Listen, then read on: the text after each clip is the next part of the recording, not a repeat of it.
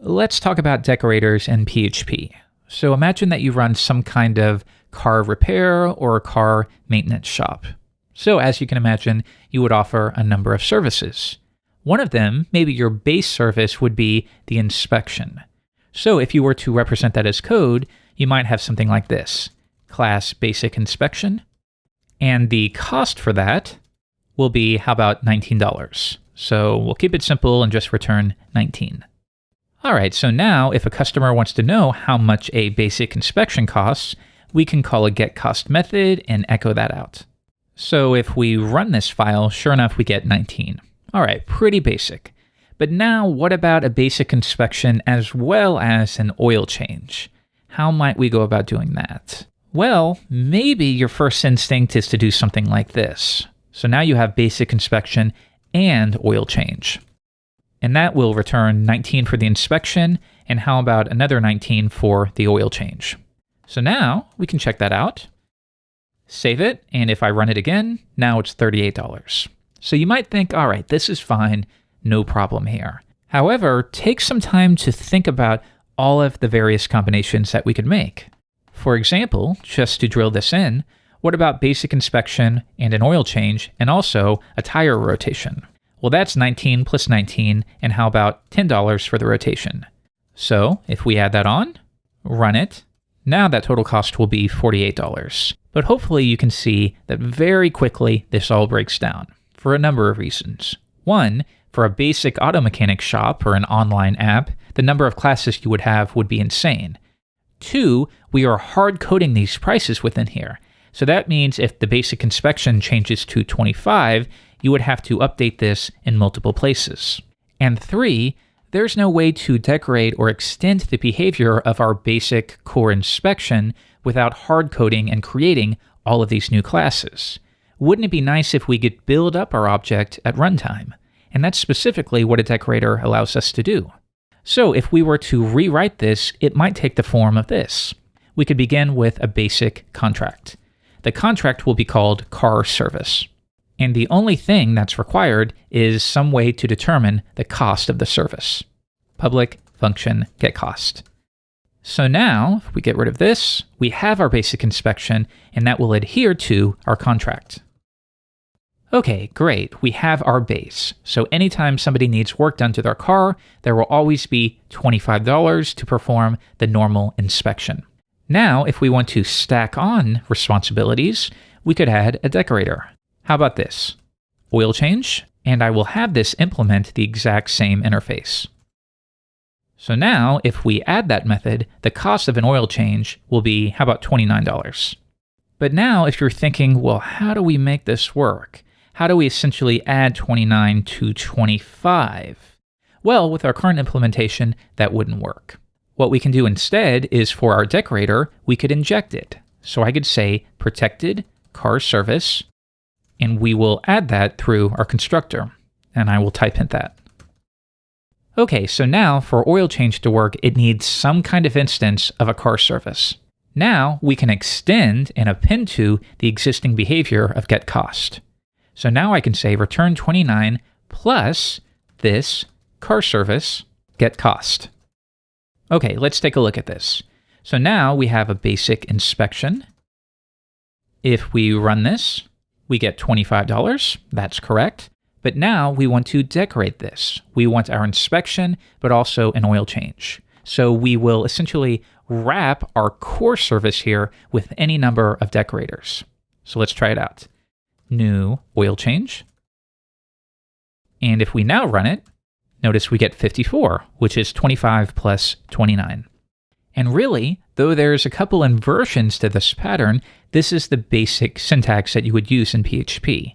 So you have your core service, and then you have your decorator that you force to implement the same contract. And that contract, in this case, is a car service.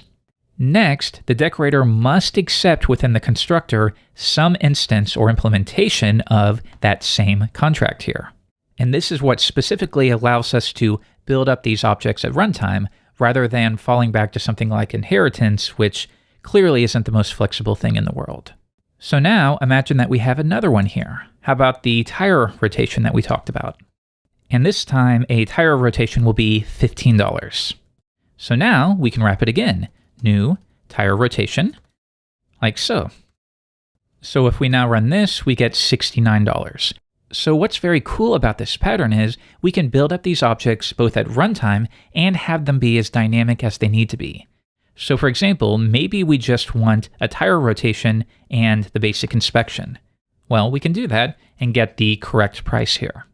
Why don't we append to this? Why don't we also say a car service needs some kind of details or description? So we will say any implementation of a car service needs to offer a description. So let's add that. The basic inspection will simply return basic inspection.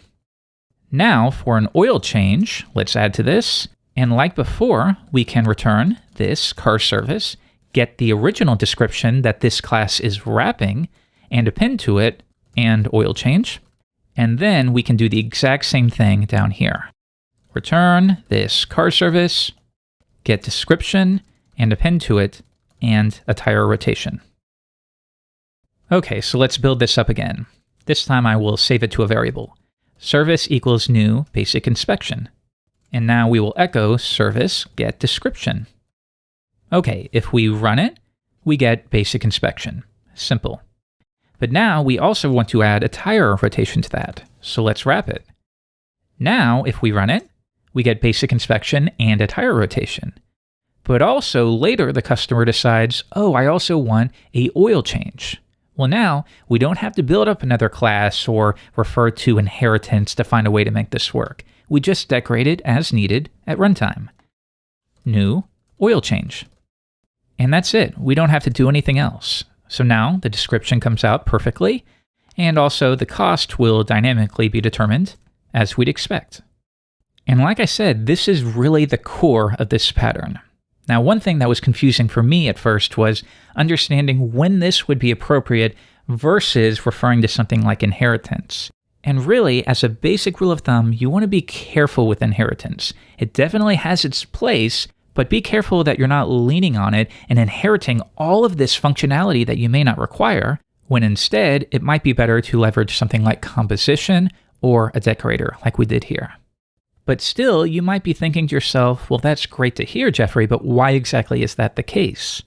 Well, to give you an example, imagine that we just had a simple car service class here that wasn't part of a contract. Okay, so we have getCost, we have getDescription, and then maybe for each of these, you could have public function with oil change, and you could have these sorts of methods. And then you could have another one with tire rotation, and each of these would dynamically update the cost. So I could set a setter here, set cost, and then say this cost equals cost. All right, so now with oil change, you might say this cost plus equals $29.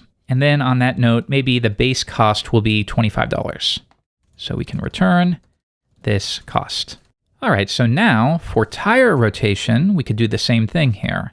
And if tire rotation is $15, we can return that. Now, this is a quick and sloppy demonstration, but think to yourself, what are the downsides to this? Well, for one, we are completely breaking many of the solid principles that we've reviewed on Laracast, specifically the open-closed principle, or we call this the OCP. And what that one translates to is an object or component should be open for extension, but closed for modification. Well, think to yourself, is car service in this iteration closed to modification? And the answer is no. So every time we add a new service, you would have to return to this class and add additional methods and possibly change existing code here. So when you return to these classes and you modify them, you introduce the possibility of breakage and more bugs. However, if we instead use interfaces to extend functionality and behavior when we need to, we never have to worry about any of this stuff. We can instead get rid of all of this and defer to decorators to add behavior when we need to. And luckily, as long as each of these related decorators implement a common interface, doing this stuff is trivial. Just make sure that whatever you extend will eventually make a call to that class that it's wrapping. Because if we scroll down, think of tire rotation as wrapping a basic inspection, and oil change too is wrapping the tire rotation, which is wrapping the basic inspection. So that means when we call oil change here, it is returning its cost plus the tire rotations cost.